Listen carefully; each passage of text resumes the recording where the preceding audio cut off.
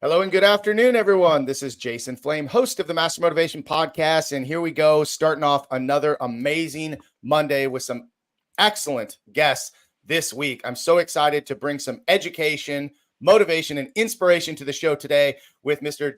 Tention. He is a six-time sport karate world champion with 37 years devoted to martial arts, holding a 7th-degree black belt and also a 5th-degree black belt in Taekwondo and proficient in Aki Jujitsu.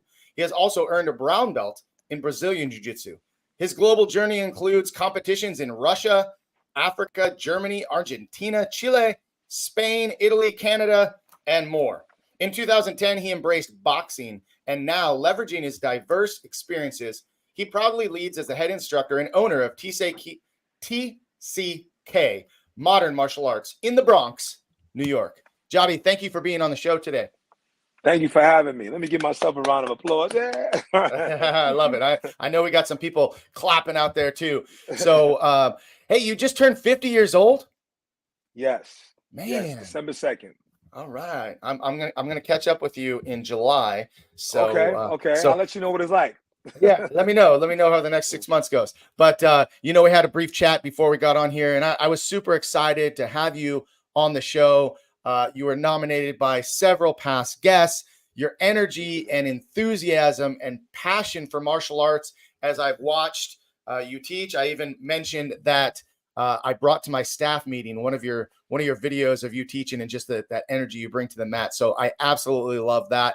And I'm really looking forward to getting to know you better on a more personal level and sharing your story with the audience today. And I want to encourage everybody who is watching, if you are watching, please ask questions, make some comments, do us a favor, share the video, and of course, go to YouTube and subscribe to Master Motivation Podcast. So, Jadi, tell me, where does all of this passion and this energy, this enthusiasm for martial arts come from? I love it. It's my therapy. It's the lens that I judge everything through, which is crazy. I feel like the lessons are all around us, and I use my martial arts to teach those lessons or demonstrate those lessons. So it's just a part of my whole personality, man. I've been doing it for so long, and it's not just martial arts. It's just the decision making, the perseverance of it, the patience. It just changes my whole life, and I use everything through those lenses. Anything that you bring to me is gonna come through some kind of martial arts lens or perspective for me to, demonstrate it or express it, and it's just a part of who I am. Absolutely. Well, I love the fact that you bring up the fact that there are lessons all around us, right?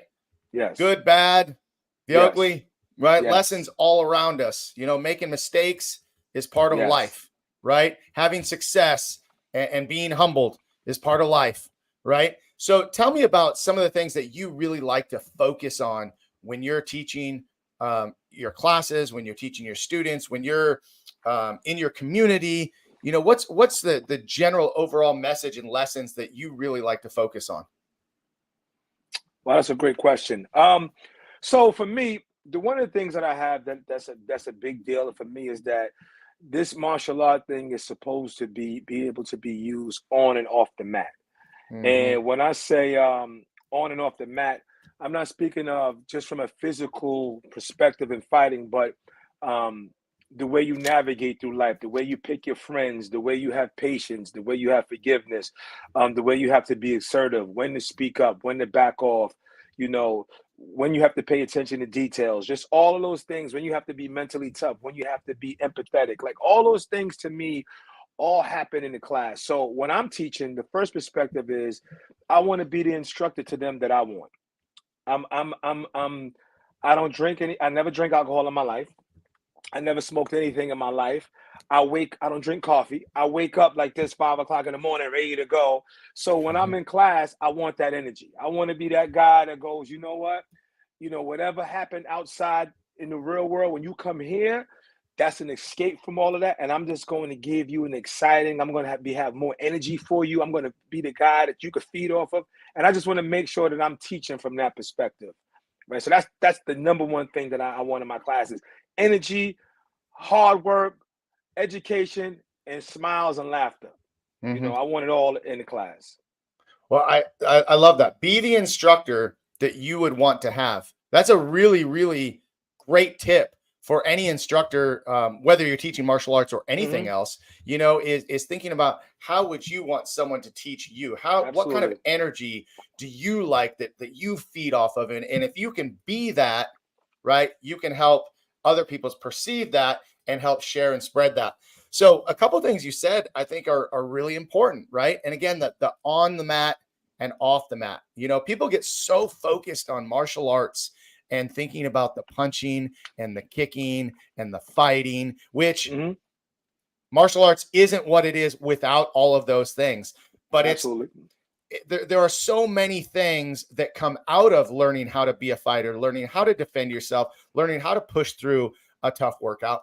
But you brought up two things. These stuck out to me: how to pick your friends and attention to detail. So when you're talking to your students about picking their friends, choosing their friends, what kind of things do you talk about that helps set them up to make good choices? Well, one of the things that we want to talk about is a friend who's sincere, a friend who is kind, and a friend who absolutely tells you the truth, right? Like the truth has to be the hierarchy of the relationship. Not Mm-hmm. now who's rank, now who makes more money, who looks this way, who looks that way, what religion you are. The truth has to be the hierarchy of the relationship. So I want like a friend who's going to support me, who's not going to be envious of me. My wins are their wins. We can share each other's wins, but also a friend who's also can be honest and go, you know what, you didn't do the very best that you can do. You can Mm-hmm. do a lot better. A friend who's going to be honest, a friend who's not going to lead with compliments all the time and go, you know, Jody, that was absolutely terrible, and we got to do better. So Mm-hmm. that's one of the things that you want, because in saying that, that's the kind of instructor that I am. Right? I'm gonna praise you. I'm gonna celebrate you. I'm gonna high five you. I'm gonna hug you and tell you that was terrible. Do it again. It's not enough. I don't accept it. Is a certain standard that I'm expecting as I hug you, as I praise you, as I tell you, do it again. There are times that you're in the class and I want you to leave feeling bad. See, this is the crazy part, right? And sometimes it's not always good for business, right? But I'm pretty successful at what I do. But there's times I want the uncomfortable side to sit with you, and then I Mm-hmm. want to see what you do with it, Mm-hmm. right? And so I think that that's one of the important things of love, is that love is also tough, and your friendships should have a well balance of good sense of humor, kind, empathetic, but tough, real. At least that's the kind of friend that I want around me. Yeah, for sure. Well, it's easy, especially as an instructor too, right? To surround yourself with people that are gonna always tell you how great you are. Hmm. To be surrounded by yes men, Yes. that kind of thing. But I love that you're talking about honesty, right? Because how else do we grow if someone doesn't tell us that we had a bad day or we had a bad performance or we had a bad class? I mean, I am someone who is constantly asking for feedback. I would much rather hear some constructive feedback and let me know, hey, what can I do to do better? What can I do to improve? How can I teach a better class? How can I work with this person differently? I would so much rather hear that than say, you're so awesome and that was so good and that was Yes. amazing, because I want to continue to grow. So I think that for the growth of our students, that's so important. And you've been in the martial arts for a long time, over 37 years, right? And so you and I come from what you might call the old school, right? And tough Yes. love was a Absolutely. big way of how we grew up and how we Yes. were raised on the martial arts mat, right? and Yes. and and but you said sometimes that's bad for business. I don't really think it's bad for business if the culture in your school is understood and communicated properly and represented in a way. Because man, I just had a test last Friday and it was our advanced testing, and I let them know, guys, there's some things that you did that were amazing. Overall, this test was better than our last test, but I will tell you there's one area that we're really lacking. We're not hitting the mark. We're not where we need to be. And if I'm not honest with them, first of all, how do the parents respect me as their instructor when they see what's going out on the mat? If they see that the quality is not there, they see that there's not a standard being put in place, they see that I'm not challenging their children. You know, nobody signs their kids up just to be told how good they are and lovey-dovey all day long. They want to see improvement, right? And so that honesty with our students, honesty with our friends, amazing. Great topic. Now, attention to detail. Anybody that knows me, I'm pretty OCD. I grew up like everything has to be in its place. Like, you know, attention to detail is my thing, right? Yes. And so on the mat, dude, I don't let nothing slide. You know, your hand's not pulled back. You're not bending your front knee. You're not hitting the floor on your push-ups. Like details, right? Yes. So talk to me about details in class and talk to me about your attention to detail. Well, as somebody that I'm the kind of guy, you know, if I'm sitting on a train, I'm counting how many windows are on the train, right? It's just, you know, if I'm sitting here, you know, I'm counting the tiles in the ceiling. You know, that's just my personality of watching patterns and habits. So as somebody who fights or who has competed at a high level, I'm all about the details. Does this person bounce 3 times before they attack? Are they lefty? Are they righty? Do they tend to go to the left? Do they tend to go? Do they fake? How many fakes is it? What kind of kicks? Is it side kick? Is it round kicks? Are they punches? What's the rhythm? So in that, and me being like just anal about that and just all the details. See, everybody's good, right? But it's those little details that separate the good from the great, the little nuances that sometimes you can't even see. You got to feel between you and another person as a fighter. There's an energy level. I can't even explain unless you fight. But you know, it's almost like I could bow, shake your hand, and immediately I can know your level. Immediately, just by how we engage with each other. All of those are details, right? So in my class, I'm real big on details, man. I like things to look a certain kind of way. I think karate should be aesthetically pleasing. I like for things to look a certain kind of way, be presented a certain kind of way. And I like the spirit in which it should be also demonstrated in. So I'm very anal about details. I'm one of those instructors that I'm not doing 20. I'm not giving you 97 drills just to entertain you in my class. I'll put the clock on and say, listen, we're going to do this for 10 minutes each side, and we're going to move on if it gets done the way I think it should get done. And sometimes some people, you know, they have a problem with that. Just other school owners, as I network with other school owners and organizations. But I'm a person that I'm not, I am rep to is correct. I'm not moving on to nothing until it's fixed. And I'm just like that with everything that I try to do. You know, I just believe that repetition is just everything for me. Yeah. Well, I mean, you know, as they say, or we've heard the quote, repetition is the mother of all learning. And so, you know, I'm all about that too. I get caught up. Sometimes I get caught up in class. I'll be teaching a technique and I know what my curriculum is for the day and I know what my class plan is for the day. And, you know, I got 10 minutes to work on this drill, you know, it's time blocked out. And I'm like at 15, 20 minutes still working on the same thing because I can't move on until, you know what I mean? I just can't move on until I know. Yes. And so I get that. Now, you talked about patterns and habits and recognizing behavior. I think this is something that, again, that translates on and off the mat, right? You even mentioned that when you bow to someone and you shake hands, you can almost immediately sense I got them or they got me, right? And so we see this in our everyday life, right? A parent walks in the school, you can tell if they're in a good mood or a bad mood. A child walks in, shoulders down or chin up, right? We can recognize behavior just by paying attention to detail, just for looking at those patterns and those habits of people. And that's really a game changer, I think, in creating and forming and cultivating relationships with our students. Because I'm sure that you're an instructor that doesn't just teach the reps, you're teaching the student, right? And giving them the reps to practice, right? Meaning like we're focused on each individual student with their talent and with their skills and what they can do and what they're having a hard time doing, right? So we can recognize that behavior and pick that up. Does that make sense? Yes. So, you know, just being able to be attention to detail in your forms or in your sparring is going to translate with how you deal with people in life. Now, you mentioned that you've had some other school owners, and this is not, you know, bash the industry time, but, you know, in the industry, there's polar opposites from this side to that side, right? You gotta give stripes and patches and stickers and all the stuff. Yes. And then there's the other side that's like still probably using a stick or doing push-ups, for every time they move, right? But the balance, I think, is important. So where do you find that balance really comes in? Well, we all got to make a living, right? Because I can't influence a community if I'm not open to be able to influence that community, right? So we all have to make a living.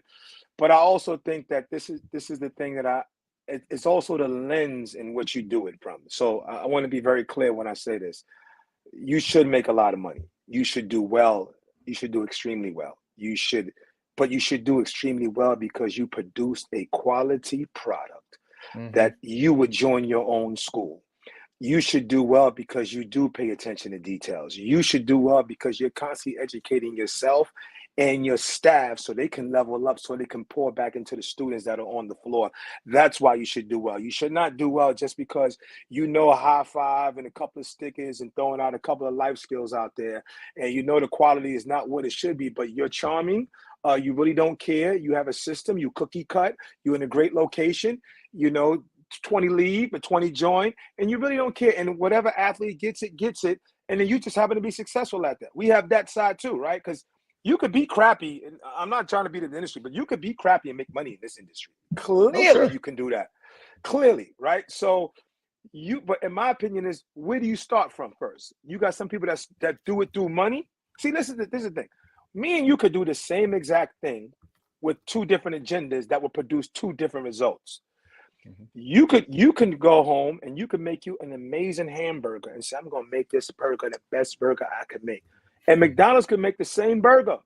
But one of us is doing it from a fast food, let's make this money perspective. And one of us is doing it from, I want this soul food to hit your soul and I want to get rewarded for it. And I think that's the big spectrum. And you got to ask yourself, as you said earlier, what is the culture of your school? Who are you? Are you being honest and operate in that culture? I could have guaranteed I can have another 200 students if I did that, but it just would not sit well with me to do some of the stuff that I see going on. So I think that's a part of that balance of, the far extremes of where you're going to go with. What perspective do you lead with first? It changes everything.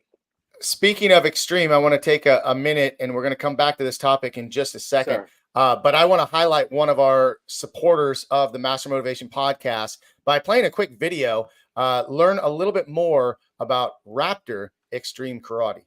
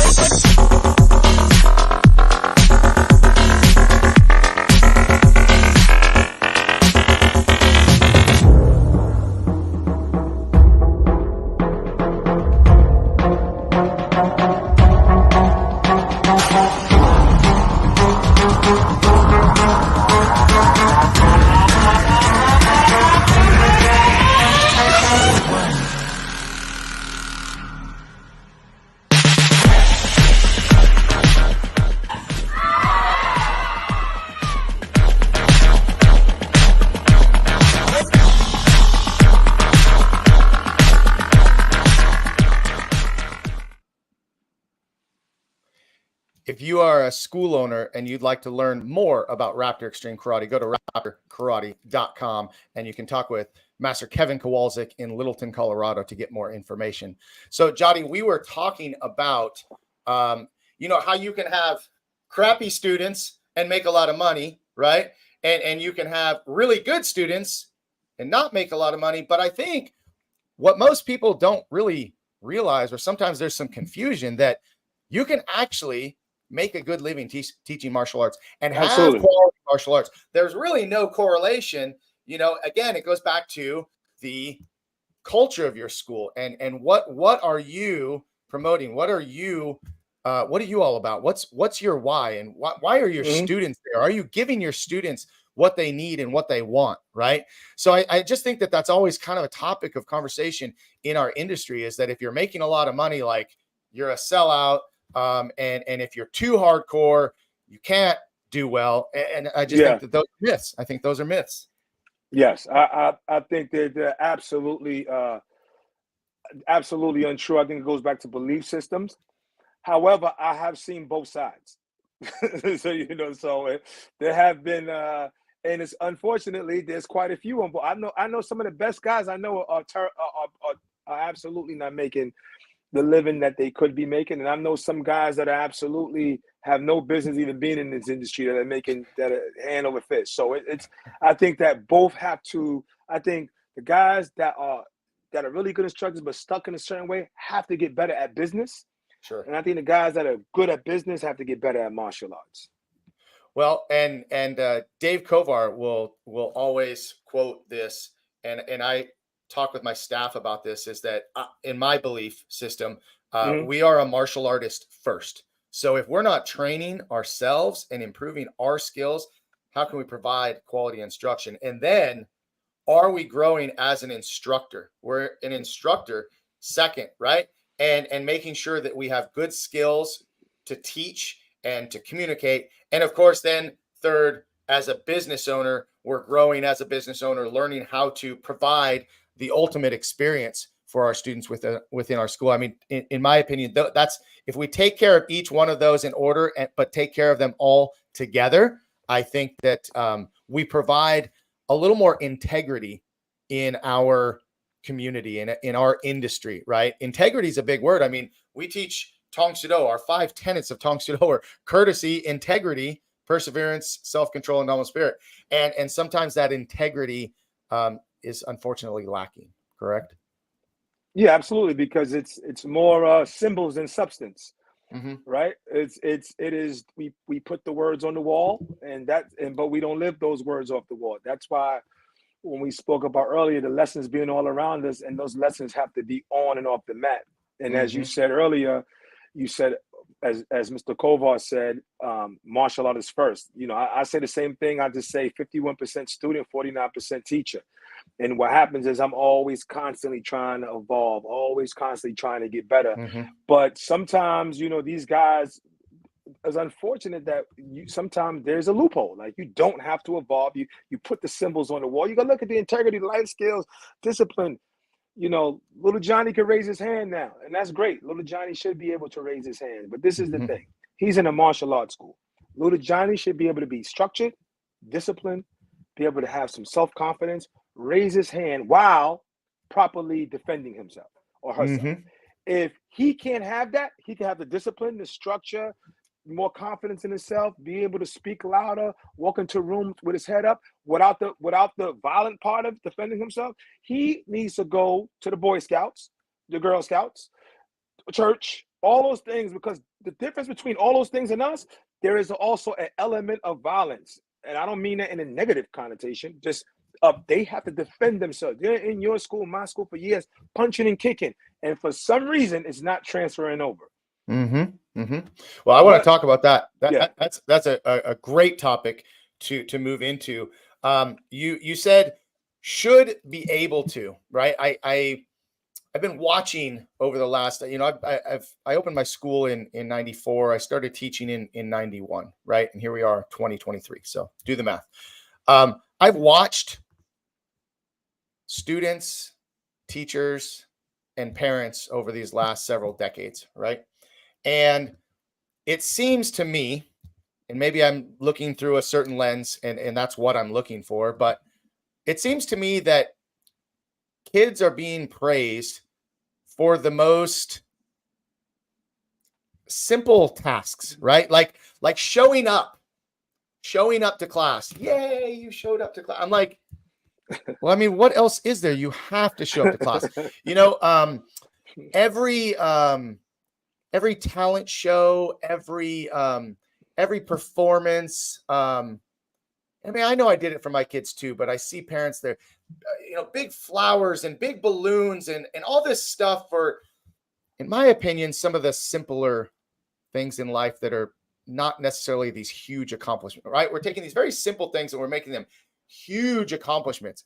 The reason that worries me is because when they do have a huge accomplishment, they've been praised so many times. So like, what's the difference between this small, simple accomplishment and this really big one? For example, earning your yellow belt and earning your purple belt, awesome, right? But then there's black belt, or maybe there's fourth degree or fifth degree, higher levels, right? Mm-hmm. There's a difference, right? I mean, do you follow what I'm saying? How parents yes. are rewarding their kids for the most, for the most simple things instead of expecting them, like cleaning their room. Like, I don't know, like I got my ass kicked if I didn't clean my room. Like that was just point blank. Like, you get your ass whipped, period. There wasn't you should or good job, you cleaned your room. No, that's what you're supposed to do. Yeah. You follow? Talk on that a little bit. Well, I think that it goes back to what you just said. Like, so now you have these kind of parents, and now you have these instructors who cater to those kind of parents, who then create the belt requirement to reflect those kind of parents, who then create the culture in the school to reflect those kind of parents, and they can't even be their authentic selves in their own schools. And here lies the problem, right? We are again symbols over substance, right? Here we are again. We want to entertain more than we want to teach. Too many blueprints, not enough architects. Guys that just want to make you feel good. And I get that. I do. But there also has to be an element of this is the standard. And I'm expecting you to meet the standard. And if you have all of this systems and KPIs and marketing and ways to get students to constantly come to your school, then you should be confident enough and strong enough to go, no. One of the most powerful things that you could be able to tell a parent in your business is no. Because your business is strong enough to reflect your values, where you don't have to go, if I lose these 5, I'm going to be in the hole. You can go, no, that's not the standard. He has to do a little bit better. We are going to do our best to get him there. But if the standard is not met on his part, there is no belt test, and we need a little bit more time. And that has to be okay. But unfortunately, we have become glorified self-esteem centers with belts. And here lies why we're here. I see it. Well, I have to say that COVID changed a lot of things for us in so many ways, right? And one of the ways that it really changed my school and it changed, how I thought is I was kind of tired of that having to play into how everybody else felt and everybody else's belief system, right? I mean, I've always kind of stuck to my guns, but there was definitely some times where, when business was not as good, maybe I try to cater to the parents. Same here. But COVID hit, right? And I was like, I'm just done with this shit. I'm just done with like all the whining, crying, complaining, catering to people that we're not on the same page. I finally realized not everyone belongs in my school. Absolutely. Not everyone belongs in my school. Not everyone fits in my culture. There are plenty of martial arts schools all around me, and we're not for everybody. And if you don't agree, and I said this on the test on Friday, I said, if you don't agree with me and we're not on the same page and you can't support me, I'm not sure why you're still here. Because I believe you're here because you do support me. You do believe me, and you do understand why we do what we do and how we do it. But that was a big shift. And quite honestly, it feels risky at times. Yes. It feels risky to just say to a parent, sorry, no. You have a parent that will complain their way into getting their way, right? And it's like, no, that's not the way we do things here. And I don't have many of those challenges. Comes up every now and again, but I can tell you that distinctly COVID time changed my mindset and how I'm just like, I'm not doing this anymore. I cannot just continue to back down because I'm being pressured, in a lot of ways, by the way. I think we all get it, right? So here we are. And now you were talking about violence and violence not being a bad, violence is all around us. Violence is all around us, right? I mean, how can self-defense, how can martial arts not be violent in some way, right? I mean, and I'm sure you can agree with this, right? Sometimes the only way to stop violence is with harsher and stronger violence. this is America. This is how we got here. We didn't get, listen, when countries meet together, they have delegates, right? And those delegates have a conversation as civil, intelligent people who are civilized and intelligent, and they speak. But ultimately, in the delegation of when they all get together from different foreign countries and they sit in that room, ultimately the elephant in the room is if this doesn't work, there will be missiles, rockets, and ships on your shores. That's ultimate. So the conversation is, let's be peaceful and sip tea. And if tea doesn't work, let's sharpen our swords and we will handle it in other ways. Now, tea is always the best way to have converse and talk. However, when that doesn't happen, when you tell listen, you in school, you tell the person that's messing with you to leave you alone. And then you go tell the teacher, and then you go tell your parent, and then you go tell the principal. And then when that doesn't work, these 5 filters that I went through, they become a fist, right? So I'm going to talk to you. I'm going to talk to my parent. I'm going to talk to the teacher. I'm going to talk to the principal. If this don't all work, it's coming down to this because it's not going to keep interfering with my personal peace. And I think that for some reason we have to listen. So recently, I asked a group of martial artists, it was me and Adam Kiefer. We put a different adjectives and attributes on a board, and we asked, what do you want your black belts to look like? And it's 6-pack, confidence, strong, leadership, intelligence, kindness, empathy. It was all of these things, which I agree with 100%. But the one word that was left though on the wall was capable of violence. You're in a martial arts school all day, punching and kicking, angling and faking. How has that been removed out of the equation? That's why we give the life skills so that we can have humanity amongst, being peaceful. But when that doesn't work, when all of our patience, integrity, perseverance, kindness, character development, when all of those tools are not working, then there has to be a consequence in me defending myself. And we have talked all around that in this industry and not made sure that little Johnny and little Michelle can be capable of defending themselves when their kindness is not being appreciated. And this is why you can get a star, as you said. This is why you can get a high five for doing a flip, but nobody talks about your chin down, your hands up, and rotating on your punches. And this is, again, where do you lead? What lens do you start with? I just want to make him happy. Okay, make him happy while he's punching straight. Right. Well, listen, I think that's a very important question. You were talking about, architects and blueprints, before. Like, you got to look at black belt and you got to decide what it is you want to see. And by the way, whatever it is you want to see, it's your school. It's your, Absolutely. I mean, I'm not here to tell you, I'm not here to tell you what to do. Right. But when you look at a black belt, what do you want them to have? I mean, that's a very valid question. All of those attributes are great. But for me, just like you, I believe that being a black belt should mean that you have a certain level of skill in being able to protect yourself and being able to at least, because listen, even an 8-year-old kid, okay, versus an adult, that's always like the conversation, an 8-year-old kid versus, here's the thing though, that 8-year-old is not, I don't care what degree of black belt, how long they've been training, a 10-year-old, 12-year-old even, right? Against a grown man, a grown woman, 100 pounds is, it's not going to happen. But the difference is, do they have the instinct in them? Do they have the fight in them? Do they have the will in them? Do they have the grit that is going to at least give them a fighting chance? That if they were grabbed, if there was, something to happen, I think that is very important. And I don't know, that was always important in my training coming up the ranks, even though we're a very traditional school, very traditional Tongsudo Korean system, right? But when it came to fight, like we were big forms, but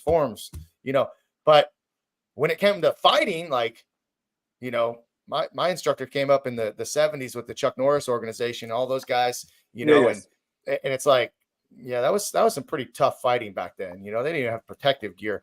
And so when it came to the fighting, like I can even remember black belt testing as a kid, like cool, you did your forms, but if you got your ass kicked in sparring, like, we're probably not going to pass you.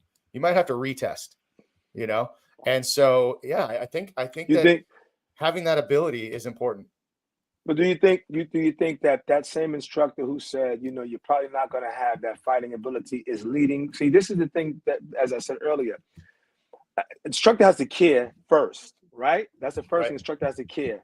Right. The second thing is that you won't make those choices if you lead through the lens of $1 first, right? Right. When that person said, hey, if this fighting is not what I need it to be, the person who's leading from $1 is going to go, well, you know, he tried to go through the, you know, the belt, right? But this is the thing.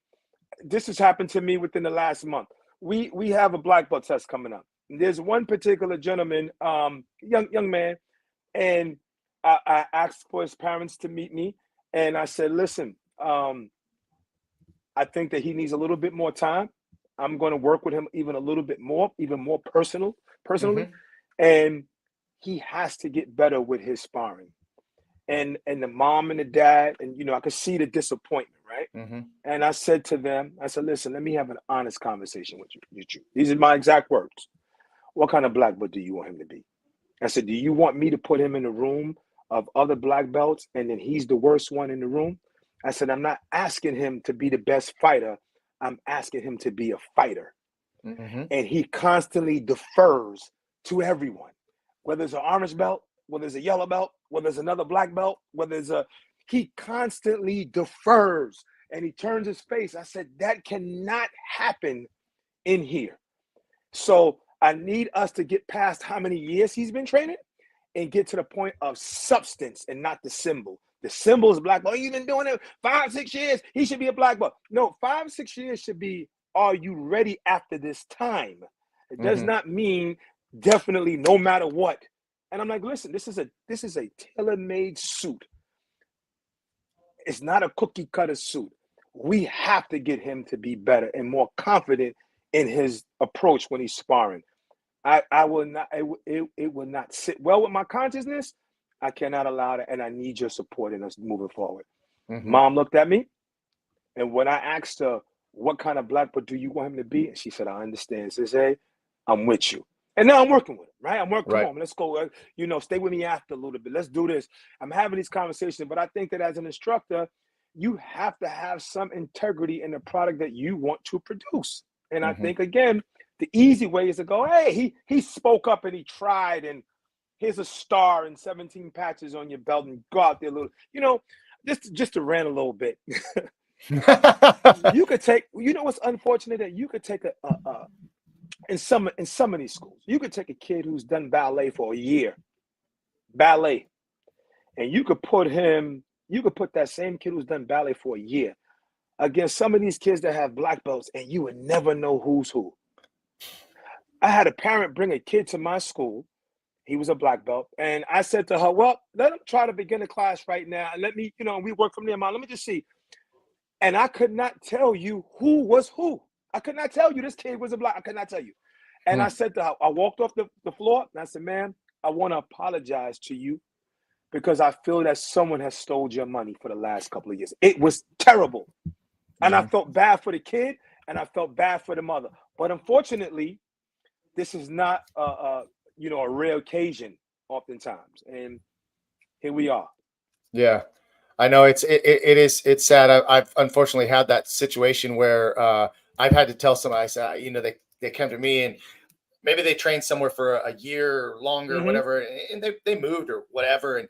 And so we evaluate them before we put them into the program.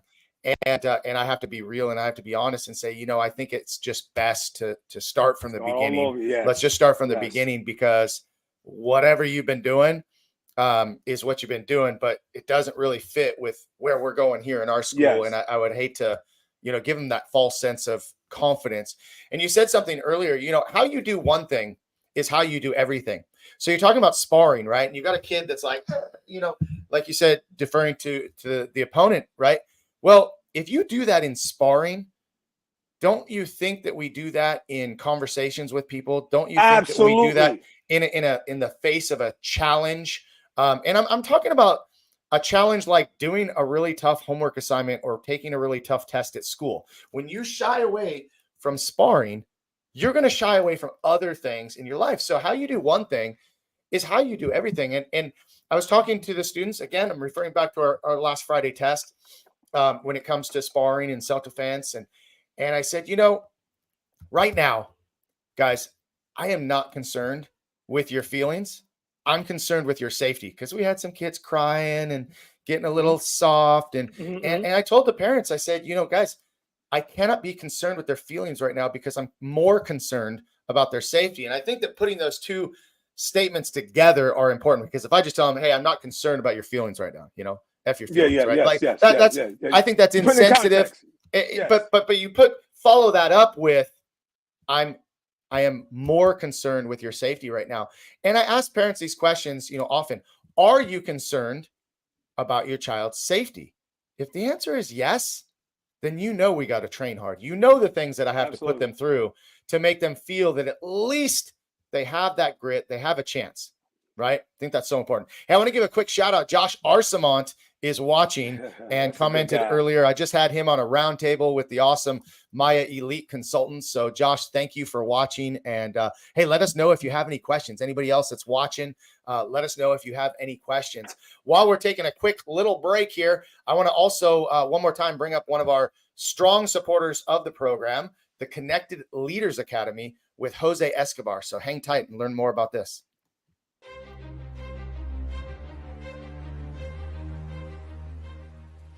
Hi, my name is Jose Escobar, and I'm the founder and CEO of the Connected Leaders Academy. We're a growing tribe, a community of entrepreneurs all over the world, globally, all across the country, high performers, titans of industry. If you're an entrepreneur and you're looking to grow personally and professionally, scale your influence, develop your skill sets, move the needle in your business, more clients, more money, more profit, the bottom line, and of course, grow your circle and your network like never before, this is where you want to be. Join the Connected Leaders Academy today. We are scaling massively. We want to welcome you in. Check me out on Instagram and on Facebook, the @ JASCO25. We look forward to having you join us. Take care.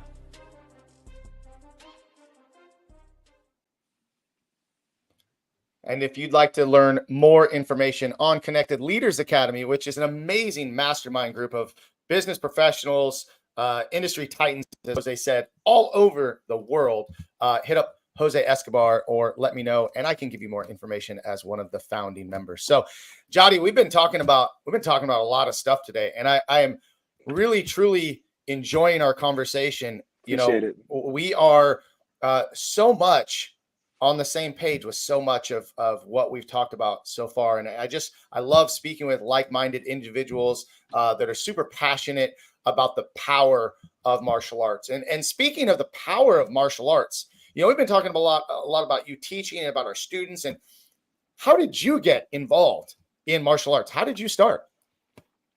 It's funny. I was just talking about this Saturday. First I used to always watch the Shaw Brothers movies, right? Like Five Deadly Venoms and Kid with the Golden Arm. 10 Tigers of Kwangtung. And me and my friends would be outside we swore we knew what we was doing. And I just remember specifically though, I wrote my mother one day, because I grew up in a single parent home, and I wrote my mother a Father's Day card. And I gave it to her, and she read the card, and she rubbed me, kissed me on the head, and then she said, come in the back. And I went to the back with her, and she sat me down, and she says, listen, I really appreciate this card, Jadi. I'll never forget this. She said, I really appreciate this card, but I'm not your father. She said, I'm a single mother doing the very best that I can do, and men make men. And I don't know the ways of men, but I think that it's time in your life where you need to be around men.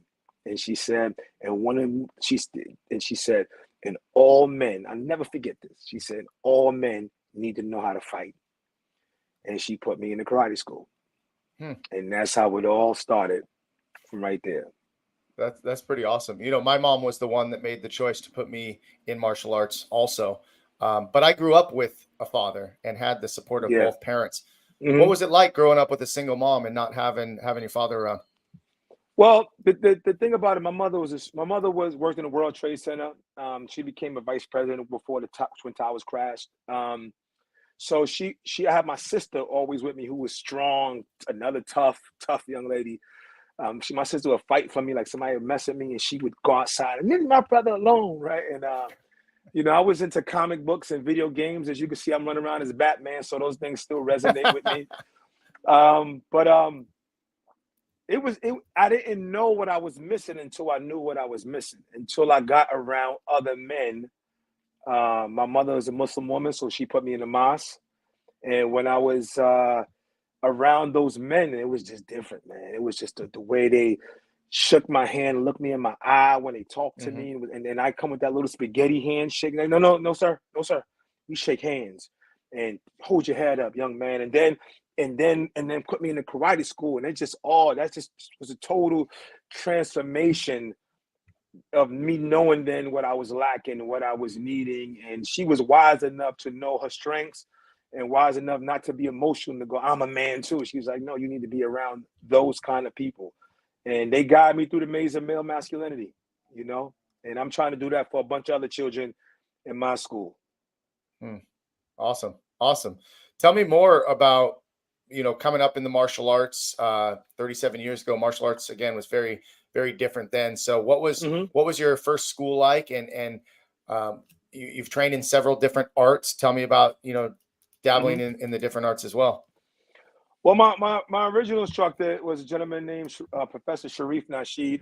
He was really good. Really, I think he was a forward thinker, ahead of his time, in the sense of he was real. Nothing was really traditional. Like, he was real, stay on your toes, get light, move, fakes, right? So I never had necessarily sit in a horse stance kind of thing. I mean, there was parts of that, and I would just always train. We would always train. It was rough school. It was no mats.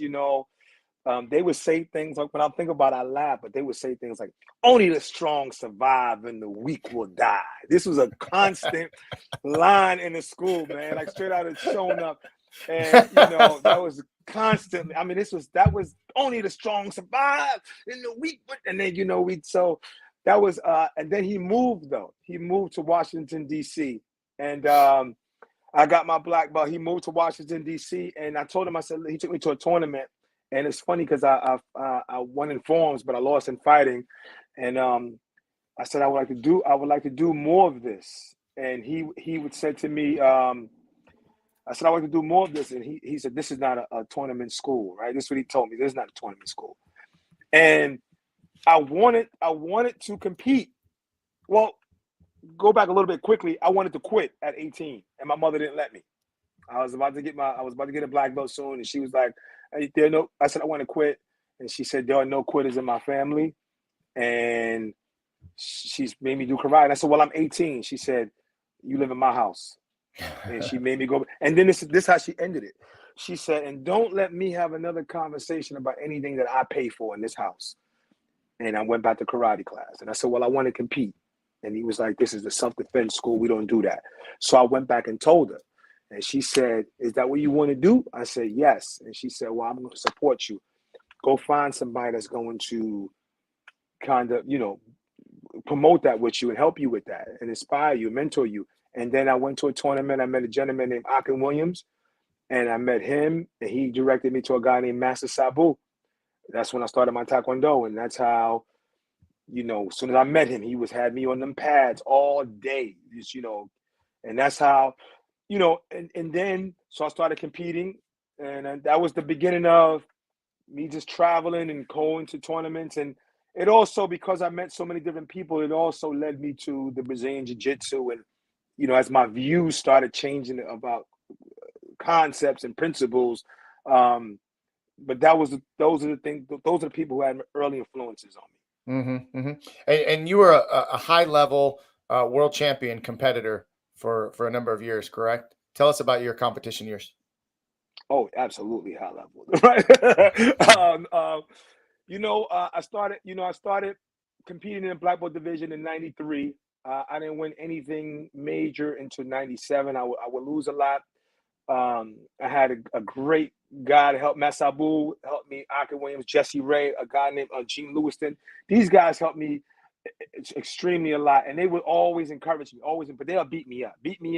Tell me you got to just keep doing it. And I hated losing, and I'll be sitting there. But this is the thing: I will watch them spar in class, and I'm going, 3 bounces. Oh, those is left hand. This is me competing against my friends.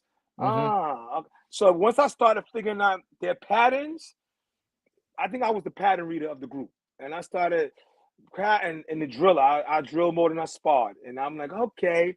And then I started competing, and then I started winning. And then I met Richard Plowden and Anthony Price, and I got on a team, and I started competing all over the country. And that just changed my whole perspective of just, I'm a kid from the Bronx, man. Here I am in Russia. Here I am in Africa, Germany, fighting. And I'm taking my game, my approach to the fight all over the world and winning with it, right? Just, and it was just the way I saw the fight, how I viewed it. And I didn't make excuses for myself. And if I lost, I'm right back in the gym. If I won, I'm right back in the gym. I never took a break. I never stopped. It just consumed me. I was obsessed with wanting to be great, not good. And that was just the thing that fueled me all those years to compete. I competed from 93, and I retired in 2014. All right. Now you're talking about, drilling in sparring, the quote, drillers make killers, right? I mean, I try to bring this to the mat a lot because, you get beat up sparring, just sparring and hitting and, but it's the drilling that really builds the skills that prepare you, for the fight. So talk to the young fighters that are going out there and beating themselves up every single day and not spending time on footwork, head movement, fakes, least detectable motion, all these things. You have to master the boring stuff. And the problem is that we keep wanting to go to the gym to hit something. And I would spar every Tuesday. Tuesday was my sparring day. Monday, Wednesday, Thursday, Friday, Saturday, all I do is drill. Because sparring is your habits. Drills create the new normal, right? Drills make you go to the left. When you spar, you love to go to the right, right? The drills over and over. So whatever decision making I wanted, it will be automatically embedded in my body, right? So I keep telling guys, drill the concepts over. Drill more than you spar, right? Make it, because you're not going to throw 1,000 hook rounds in a sparring match, but you throw 1,000 hook rounds drilling, and then when you hit that person with that hook round or that axe kick or that blitz or whatever, that leg kick, whatever, from constantly drilling the reps over and over, and you drill so much that you get a new level of understanding of the same technique. Right? I don't look at a hook round or a body punch or blitz the way most people do it. They look at it from one perspective. I see it as a space maintainer, a space interrupter, to close a gap on the kicker, to interrupt the kicker, to frustrate. I see it from. I'm like a chef that sees chicken as broiled, stewed, barbecued, stir-fried, Cajun, baked. I don't just see it as just chicken. Why am I hearing Forrest Gump in my head right now? You know exactly. I drill it so much that you get a new understanding of the same move. And I think that's the thing that's lacking, that a lot of athletes today want instant gratification, and they don't have the discipline to go, I'm going to do this same move for the next year. And when I come to train, this is the one thing that I say to my training partners. Hey, guys, what we going to fail at today? What we going to fail at today? Like, I'm southpaw, but I've been on my left side for the last 3 years to the point now I'm switching between sides, right? Well, I never used to do that. Never, right? And I'm like, what we going to fail at today? And I failed that, getting my butt whipped on my left side and put my ego to the side. I got to get this left side better. And that's just, you got to ask yourself what I'm going to fail at. Come in there with that mindset and fail at it, at getting good at it. Fail at it, Yeah. I think that's important. It's tough. It's tough. When we're talking to competitive fighters that have a goal and have a focus, they have a purpose behind their training. Yeah. But when you're talking to young kids and building these habits and building this discipline, mastering the mundane is like, for most people, they want that instant gratification. They want they Yes. want the stripe, they want the belt, they want the next Mhm. thing, the shiny new object, but nobody really wants to just practice that simple concept of doing a jab 1,000 times. I remember in the movie Rocky, right? Mickey tells Rocky, I want you to hit that thing until your arm falls off, just keep jabbing it. Yes. And we have to, like, if you want to be at a high level, right, you have to train at that high level with a high level of focus. Yes. Right. You can't be a high level champion in practice like it's a recreational sport. This is not going to work. It's not going to happen. Yeah, your hobby would never beat my passion, right? And that's the thing. Me doing two a days, 5 days a week, and I would go to a tournament. I always worked out on Christmas, Thanksgiving, Easter, Valentine's, any day that I can do to get the edge on you. I knew you was wrapping gifts. I knew you was eating turkey. I knew you was cupcaking on Thanksgiving, right? I knew you was celebrating on Easter. And I'm like, I'm in the gym. So when I see you, I never looked at it from my talent perspective. I was like, you just didn't outwork me. There's no way you outwork me. You don't deserve to beat me. And it just gave me that edge when I fought you. It was no way that you outworked me. You didn't do this consistently when you wanted to go to the club. And don't let me catch you drinking at a tournament. Anything I could do to get the edge. If I saw you, you drink. It may not have made an effect, but in my mind, I gave myself several reasons why I deserved to win. And busting my behind was definitely the top of it. Awesome. That's so great. Listen, this has been an amazing hour of conversation, and I'm so happy that we had this call and we had this time together. I just want to give you a minute to give your final thoughts to the audience. Anything that you want to close with? I just want to say, thank you for having me. I also just want to say that, as a competitor, I've won a lot of events, right? And I remember losing 3 events to the same person. I lost to a guy named Trevor Nash 3 times in a row before I fixed that, right? But even with all the wins that I had, I was doubting myself. With all the accolades that I had won every major event, I was doubting myself. And if I doubted myself with all of that, with that great resume behind me, some of you may doubt yourself. And you have to keep having positive conversations with yourself over and over. These are the conversations that your friends don't know about, that your parents don't know about, your instructor sometimes. You got to have that positive conversation of keep reinforcing how good you are, how much better you're going to get constantly, because the doubts are going to come. But if you keep doing that, you can pull yourself out of any jam, any situation. You got that mental toughness to go, no matter what happened to me, if I lost, if I fought you again, that didn't exist. Short-term memory, 24-hour rule. You get to celebrate for 24 hours. You get to complain for 24 hours. Don't blame the judges. Get right back on it and have that positive energy, that positive conversation. And I think if you take that mentality with anything that you do, you're going to find yourself coming out of it a lot stronger than you went into it. I love it. I love it. Those are some great thoughts to finish with today. And Jody, thank you so much for being on the show today. Stick around for a minute after the video. We'll have a quick chat, but I want to thank everybody who has watched this live or who will watch this later. Please do me a favor, like, share, and subscribe. Master Motivation on YouTube. And I want to remind everybody, guys, listen, find your passion, master your motivation to gain discipline, and go get after it. Have a great week, guys. We'll see you on the next show.